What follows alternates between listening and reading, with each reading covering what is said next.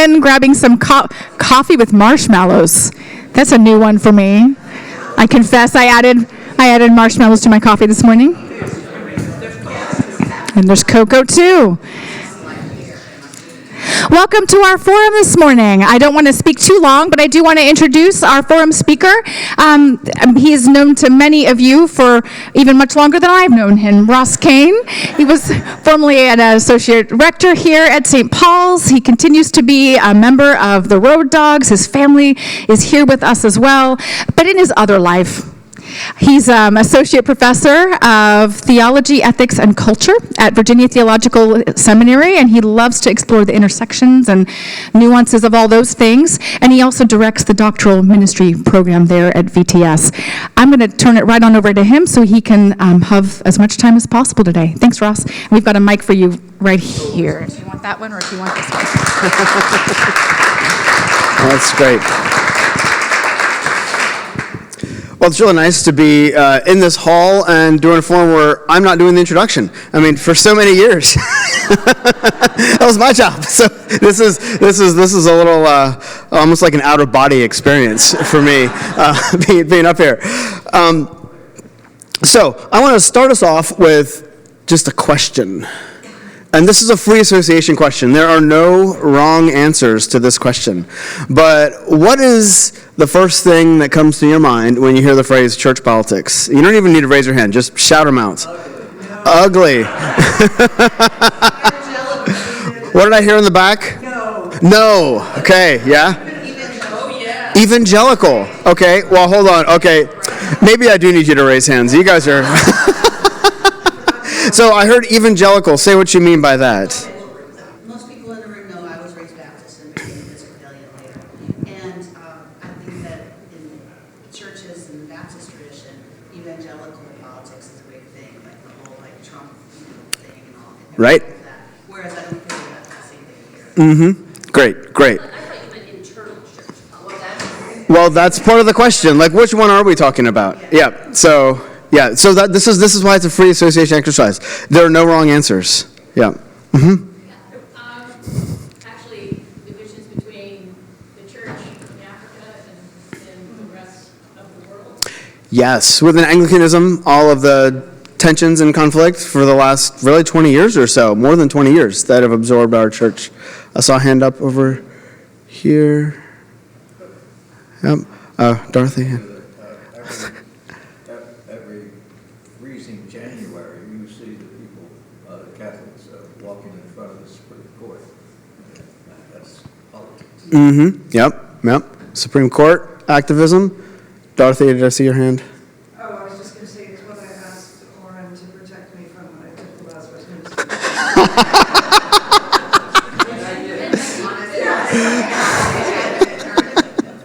Yes. I think immediately of exclusion and exclusion. Inclusion and exclusion. Inclusion and exclusion. They're yin or yang. I see. Yep. Like cliques and these sorts of things. Yeah. Mm-hmm. Yeah. Judgment. Yeah. All right. Well, the almost every time I do this with a group of Episcopal clergy, there's another answer that comes up. Someone just shouts out 815, which is sort of code. That's so the address, the physical address of the quote unquote headquarters of the Episcopal Church, where the presiding bishop has his seat, is 815 Second Avenue in New York City, and just within Episcopal clergy, it's just code. But 815, that's that all the church politics, and so there in that instance, in addition to all the things that we've said here, church politics is this thing that sort of mimics the sort of hierarchies that we might find within secular politics sometimes, right? Because when we talk about politics in a national sense, sometimes people will just talk about Washington. And they don't mean the city. They mean like what happens in Washington and the politics and so forth. So like 815 is a similar kind of metaphor there, right? So I did this at another St. Paul's Memorial in Charlottesville a couple of weeks ago. And the first thing somebody said was, the church lady. And they, right? Yeah, we all know. We all know. Yep. The person who has this. Yeah, and sometimes it can be actually very positive, right? And sometimes it can be very negative. This person in the congregation who has this tremendous amount of clout and power and all this sort of stuff. So, I think what's also really interesting and what we've talked about this morning is it came up a little bit ago. We're not even sure what we mean when we say politics. Like, which politics are we talking about? Are we talking about the internal church politics? Are we talking about politics as it relates to Washington, to use the metaphor again? Like, what sort of politics are we actually talking about? So, I'm going to start with just a very simple definition of politics, which is the definition of politics I use in this book. Where is it? Somewhere? Yeah. Politics is simply how a community lives together and makes its decisions. How a community lives together and makes its decisions. In the Q&A, if we have time, I can talk about where that comes from, sort of from a scholarship standpoint. It comes from not just political science and political theory, but also from anthropology, from African studies, from feminist studies. There's a number of different trends in the last generation or so of scholarship that are focusing on politics as not just sort of what happens among governing authorities like national or state or even local, the city council politics, but the politics that are inherent to any human community. And when you think about it, we use politics in this sense all the time, right? We, in our just ordinary language, we say, oh, how come this one person didn't get promoted at work? Well, there's all these politics and promotion, and so this person didn't get the promotion. It's not that they shouldn't have earned it. It's not that they weren't a good person, they weren't a good fit. It's the sort of internal decision-making struggles of the organization. Or we hear about nonprofit politics and all these sorts of things. And we also, of course, hear about it in terms of church politics. But what's useful about this definition is that it's a kind of reorientation about what politics entails. And so the title of the book, The Good News of Church Politics, it's sort of a joke, but it's not entirely a joke, right? Because if we can reorient what we mean by politics, and we can focus on politics as this element of group decision-making, then we can recognize that there's all sorts of good things that happen politically in the church and in congregations, and we can harness the good side of church politics in ways that can really be transformative for not just our congregation, but for our neighborhoods, our towns, and even our wider political communities. So, one of the things that I talk about a lot in the book is how if we have good congregational politics, if we know how to make decisions well, and if we know how to build a cohesive church community in our own congregation, then that can enable us to be better neighbors, and it can enable us to be doing more work for the witness of what God is calling us to do within our neighborhoods and towns and cities.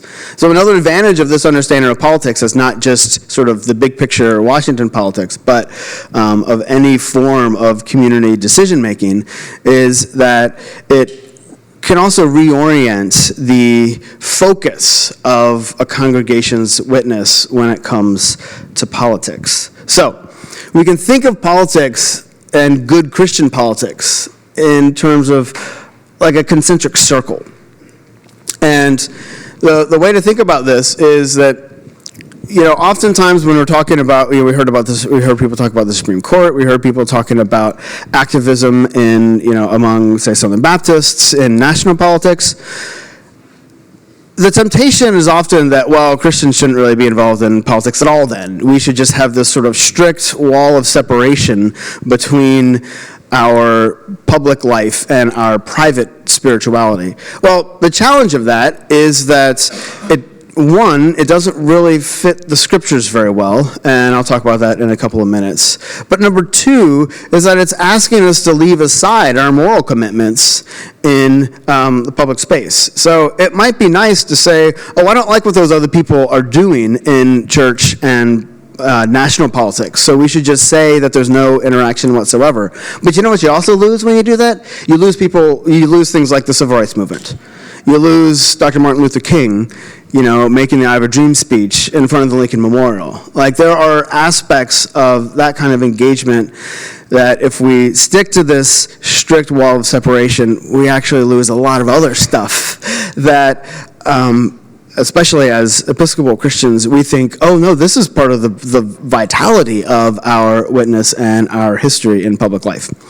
So let me talk about these concentric circles. So I think that a really healthy model for engaging political life as a congregation is to see our Christian political life in these concentric circles, with the middle circle being our congregation. So the middle circle is the congregation, and this is where we nurture a healthy spiritual life in just the most ordinary things, like our Bible studies and our retreat planning and our vestry meetings and all these sorts of things. This is where we nurture a life, a shared life, to go to the sermon at the 9 o'clock today, a shared life as a community. And we do that in the direction of the love and justice that God is calling us to in Jesus. And our congregations, in that sense, are a kind of leaven in the loaf of what God's calling the rest of the world to be as well, a community of ever striving for love and justice. So our congregation models that first. And then the next concentric circle is the congregation's neighborhood, and your own neighborhood if you don't live near the congregation. And so that happens, so here at St. Paul's, that would happen through, say, the Lazarus Ministry, where people from surrounding neighborhoods come to St. Paul's who need some kind of help and support with, say, they're paying their utility bill, or they can't pay their utility bill, and St. Paul's helps them do that through this act of neighborly hospitality. And that's that next concentric circle.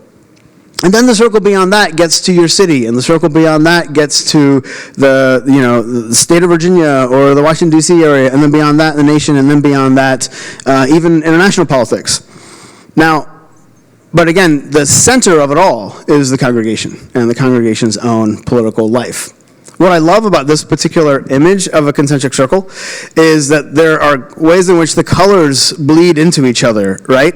And I think that that's what we see in our own congregational life, right? So you can see how the sort of deeper purple, like maroonish purple on that second circle, that's going into that first circle, right? So that's a way in which, say, the Lazarus Ministry has profoundly impacted the congregation of St. Paul's.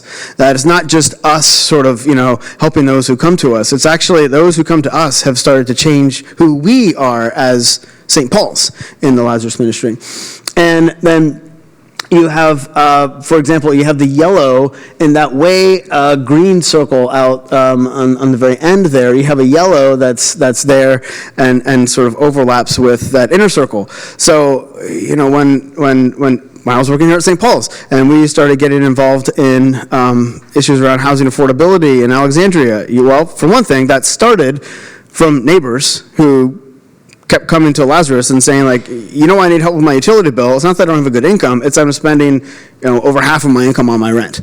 But what you also find when you dig into the issue a little bit is that part of the reason housing is so expensive in big urban areas right now is because there are international conglomerates who will build a huge complex, and they'll intentionally only rent out half of it so that the prices for the ones that they are renting can be much higher than they otherwise would be. They're sort of playing with the supply and demand, right? They're building a big building, decreasing, but they're not opening, they don't want too much supply, because that would mean their prices get lower.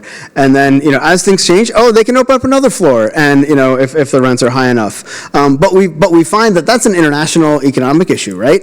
But the yellow in that outer circle actually is these shared colors show that all of these politics are in some way entwined.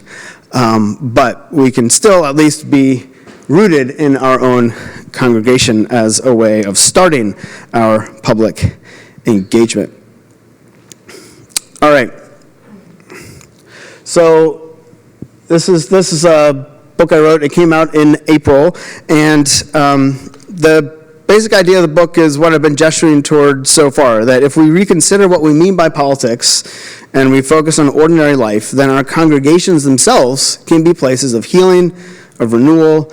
It can be places where together we practice Jesus' commandment to love our neighbors. And it's easy to forget how political that commandment, love your neighbor, really is. But when you dig down and think about it, it really is quite political. I mean, another example that comes from our own community in Alexandria, St. Paul's included, is the Mead Memorial Lunch Program. So there's the opening vignette of the book is actually serving at Mead Memorial Lunch, where there's a free lunch every day offered at Mead Memorial Church, and different congregations serve lunch each day. There's about 40 congregations in the city who are part of serving this lunch. And most of the time, we just sort of think about that as, oh, that's not really a political thing. That's just congregations helping neighbors. But, I mean, trust me, I talked to the organizers of that ministry enough to know that if you were organizing with 40 different congregations in the city, there are plenty of politics involved in trying to get the Mead Memorial Lunch Program to work. So there's all these politics there, but in a good way. In a good way. Like, these are congregations that share in this group decision-making that say, all right, there are certain things I have to leave behind because this other congregation cares about this, and, you know, you have all this negotiation, and then it ends up with what is one of the, I think, more compelling ways of alleviating hunger in the city on just a very ordinary daily basis. But there's a lot of negotiation involved in that. But that is an example of churches engaged in public life, and if we can start there and then move outward, instead of, the big temptation that, we heard earlier is to sort of leapfrog our politics from maybe our congregation or maybe even our own personal prayer closet to national politics. But that, I think, is a very unhelpful way to approach Christian politics. I think that it's more helpful to ask, okay, where's my congregation? What's my neighborhood? What is God asking me to do when God says, love your neighbor? And then start there, and again, to go back to the concentric circles. So the congregation can be this kind of training ground for good politics within our wider cities and our wider communities. Just some other, one other example that comes to mind. This is what's great about St. Paul's. There are so many examples from St. Paul's. To go back to the Lazarus ministry, for example, one other thing that we found, in the Lazarus ministry was that people were traveling from farther and farther away to come to the Lazarus ministry as poverty in the city of Alexandria started to shift in terms of neighborhoods. And so we had less people coming from Old Town, and we had more people coming from the West End. So a number of us who were involved in the Lazarus ministry, we all kind of got together and said, okay, what can we do about this? Because it really seems... we don't think Jesus is calling us to say, hey, folks who are really struggling to pay your rent, you should ride the bus for an hour so you can get to St. Paul's from the West End. It seemed like Jesus would be saying, you should go to the West End, figure out, and so we did. We started up, especially among Episcopal churches in the city, we started up another day of the Lazarus ministry that was based in the West End. And again, there's all sorts of public and community decision-making involved in that. Think, too, of, when you walk in the Alexandria Hospital, it's easy to miss it, but when you go in and you turn off to the left, there's a stained glass window that's dedicated to Julia Johns, is that right, Oren? Yep. And that's another example of how a bunch of people at St. Paul's and in other communities started organizing in their neighborhoods and across the city of Alexandria in the late 1800s and said, what we need in the city? We need a hospital. And so they founded the Alexandria Hospital. But it was this congregational and church-based movement. And again, it's easy to forget because you walk into Alexandria Hospital now and it's a pretty clinical place, and you're not really thinking about the founder of this place when you're going to visit someone who's sick or you're sick yourself. But it's actually worth it to just take a left and study that window and give thanks for Julia Johns and all the other people who did all of this public organizing for that hospital to be there at all. All right, let me get to the next. Oh, here we go. All right. So, one of the things I mentioned earlier that seeing the solution of your struggles between Christianity and political engagement as a kind of strict wall separating them is not something that's very scripturally sound. So let me dig into that a little bit. It's worth it as a sort of spiritual practice over a season of one's life to, just when you're listening to the gospel, when you're hearing the gospel, in church or in your own personal devotion time, to just sort of, what are the political dynamics in this story? Because it's, the stories are very familiar to us, especially if we grew up in the church and we've heard the stories a lot.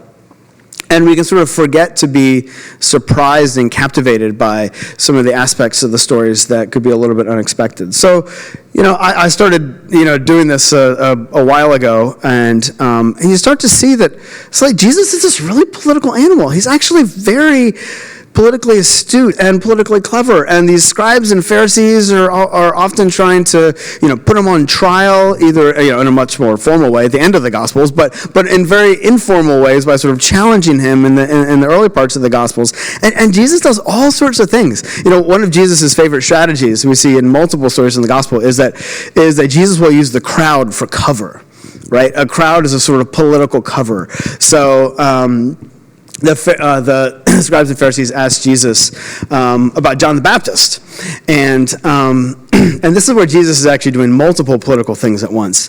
He's using the crowd for cover, but what he says is he actually then, also what he does politically is he pushes the question back onto them and asks them, well, you tell me about John the Baptist, because he knows that the scribes and Pharisees, if they give if they give one answer, they're going to really upset the crowd, and the crowd's going to turn on them, but if they give another answer, then they'll have to say, well, Jesus was right. So, so they just sort of give up, and but it's actually extremely clever, right? And there are these multiple instances in scriptures where Jesus is doing this.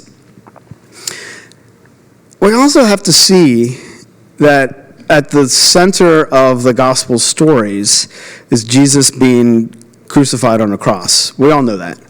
But we have to remember what the cross is. The cross is a form of, there are all sorts of ways that Jesus could have died in this situation.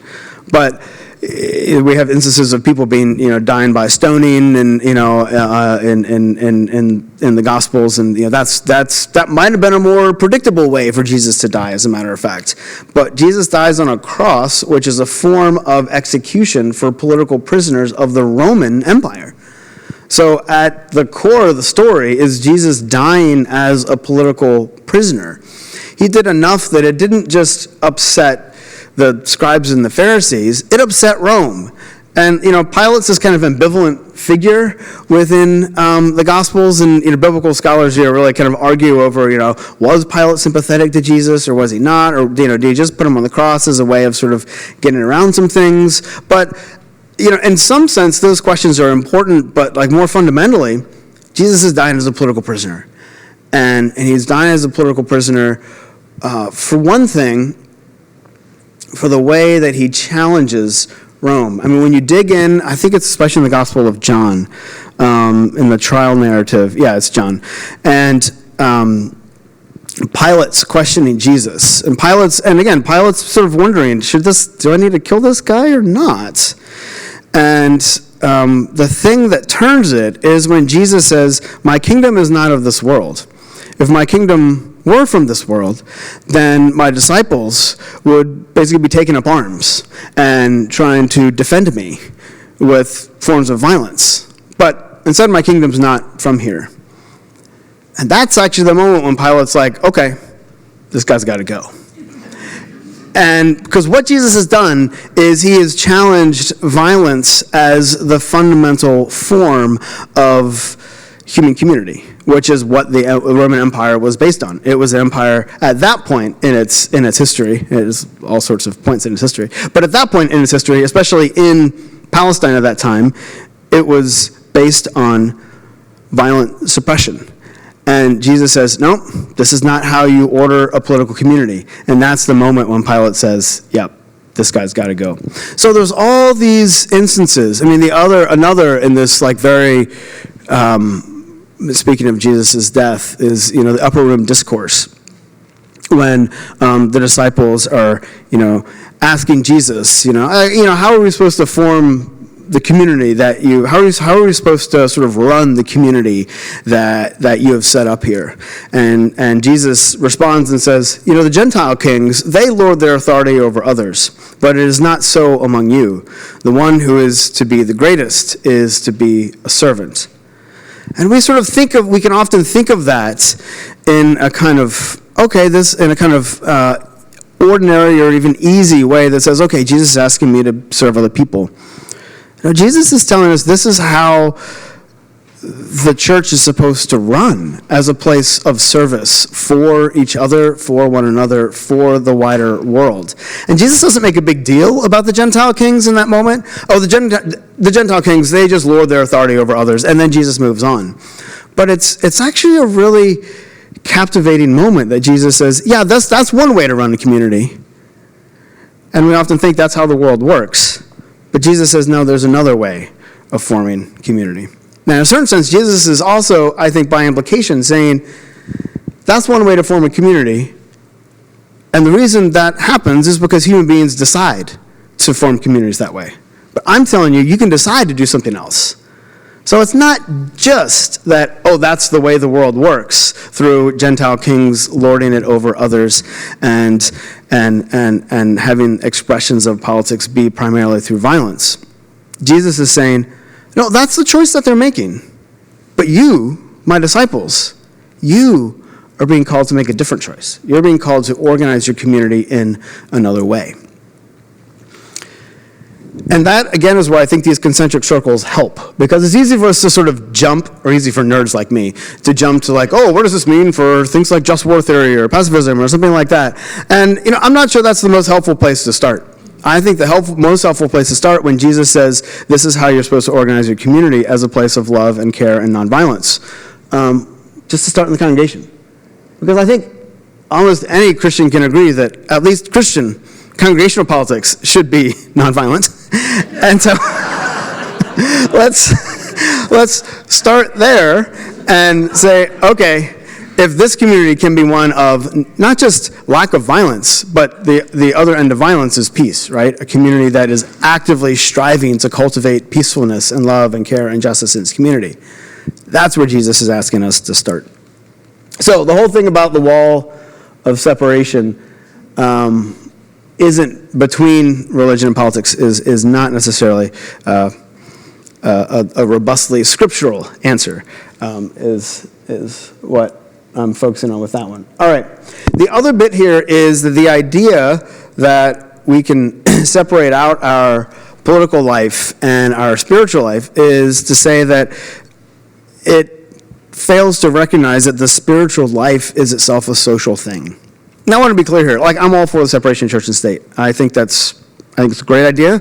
I would not be comfortable as a priest in the Church of England, to be honest.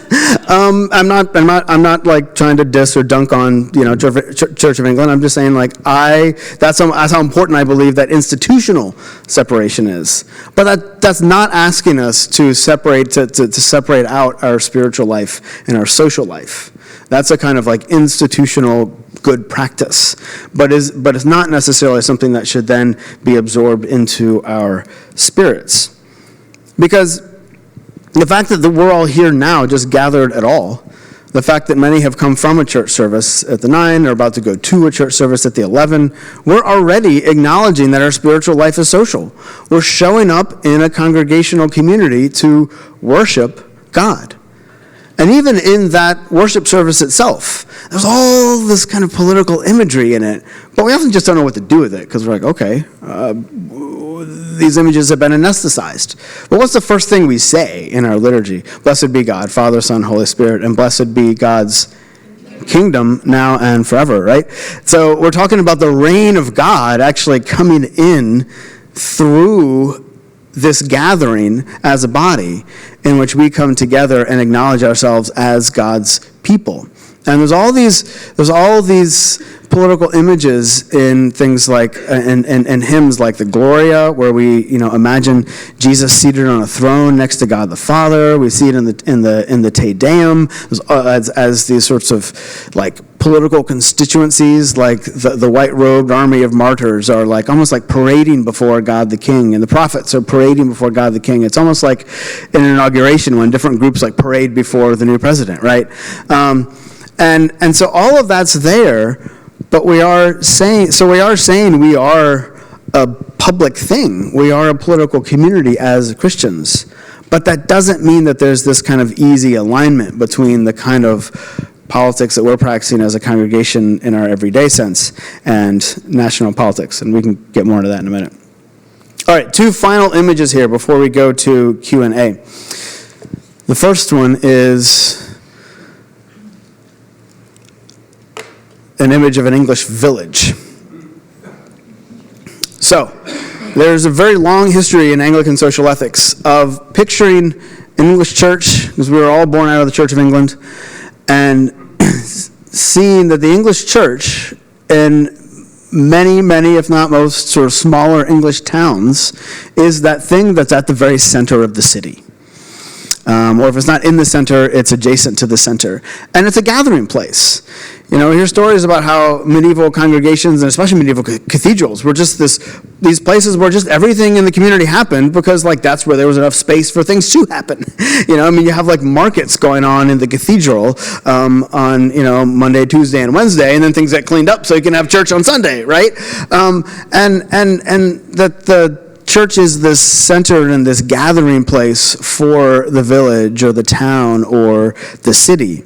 And especially in the late 19th and early 20th century, there was a series of Anglican theologians, almost all out of Church of England at this point, who they're part of the Oxford movement and this sort of thing, and who talked about who imagined, if you will, the church in the center of the village and the Eucharist being celebrated on Sunday and what that means for the wider community. And the image was that the Eucharist is the center of the public witness of the church.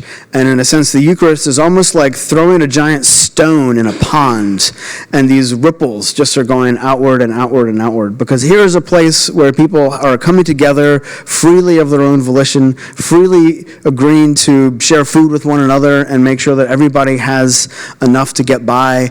And that this is the model of what a functioning human community based in the love of God looks like. Is this giving and receiving, the sharing of bread and sharing of wine, and that this can permeate out into the wider city and even into national life, they'd say. So that's one image I want to leave you with. The other image, before we go to the Q&A, is this is kind of a busy picture, but it's a portrayal of the city of God and the heavenly city. So the city of God and the heavenly city is obviously something that comes from the book of Revelation and all sorts of other places in the scriptures.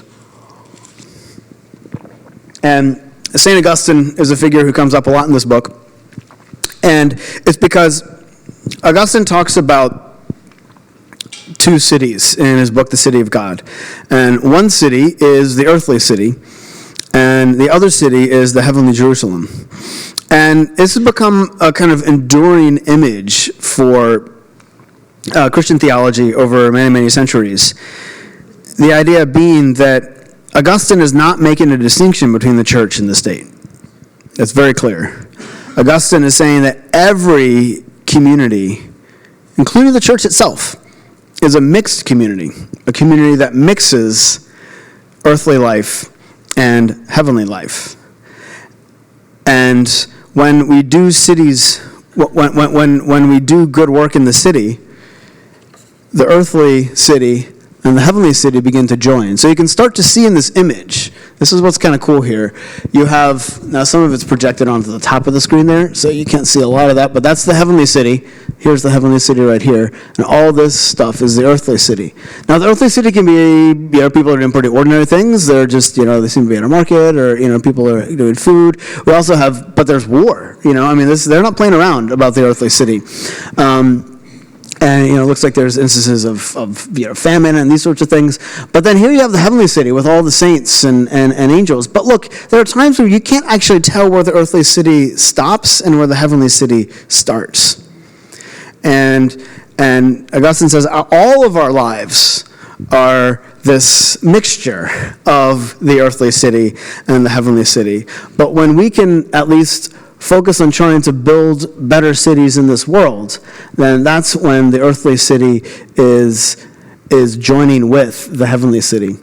This is another image of it, and this is zoomed in a little bit, but when it zoomed out a bit, this is the heavenly city coming down out of heaven. That's this wonderful image in Revelation. I saw a new heaven and a new earth, and heaven came down to earth. It's not that it's us going up into heaven in that part of Revelation. It's that heaven is actually coming onto the earth itself, and this is a painting based on that, and also based on this Jewish midrash, because the image of the heavenly Jerusalem comes from Judaism, where rabbis would often say that the heavenly Jerusalem is not way up there. It's not way up there. It's just hovering over our city.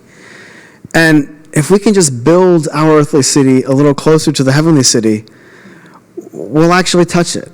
We'll actually get there. We'll actually see moments when heaven and earth join. We'll see moments like, the transformation of the civil rights movement in the United States, the fall of apartheid.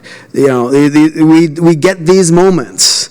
They might seem fleeting, and we will wish that there were a lot more of them and be disappointed that there weren't more of them. But there are these times when the two cities actually join together with one another. Because, and this is the last thing I'll say, for Augustine, all human communities are communities based on what they love. That love is at the center of all human desire, all human formation of community. That communities are things based on what they love. So when the heavenly city, Augustine says, is based on the love of God. And the earthly city, Rome, in his time, he says, is based on the love of itself. And now, Augustine can sound kind of hard on Rome sometimes, but, he's like, look, I get it. You have to have cities that are fortified and, keep enemies out. And, Augustine was dying when Hippo was being sacked, his home city. It was being sacked by Visigoths. So, he gets that, a city has to care for itself in a certain sense. But that what God's ultimately calling us to are political communities that are centered on the love of God. And our congregations, to go back to the concentric circles, our congregations can be places that are these in-breaking moments where the heavenly city is coming into the world. So, I'll stop there. We have lots of time. Well, we don't have a lot of time. We have less than 10 minutes. Just the right amount of time for questions. I just want to mention to you guys, we've got a new podcast that's up called Love Your Neighbor, that's based on a lot of the themes of this book. And basically, instead of just me writing about things, it's me hosting other people on this podcast where we talk about what it looks like to love neighbors in our community life. Some examples of guests: we had Dr. Lauren Martin, who runs the MLK Center at Stanford, talk about the role of local congregations in the civil rights movement. At St. Paul's, we had your own Neil Baucom from Swings Coffee talk about what is a neighborhood coffee shop, like what could a neighborhood coffee shop possibly do to promote neighbor love in the city. It's a wonderful episode. Those who know Neil know he's like a profoundly reflective person. And last thing, if you would like to order the book, it's available for purchase on Amazon. I meant to bring copies with me, but was running out the door and completely forgot. So, I know, right? Good job, right? Yeah. I became a professor to have an excuse for my absent-mindedness. But yeah, the books are available for purchase on Amazon, and would love to have some conversation.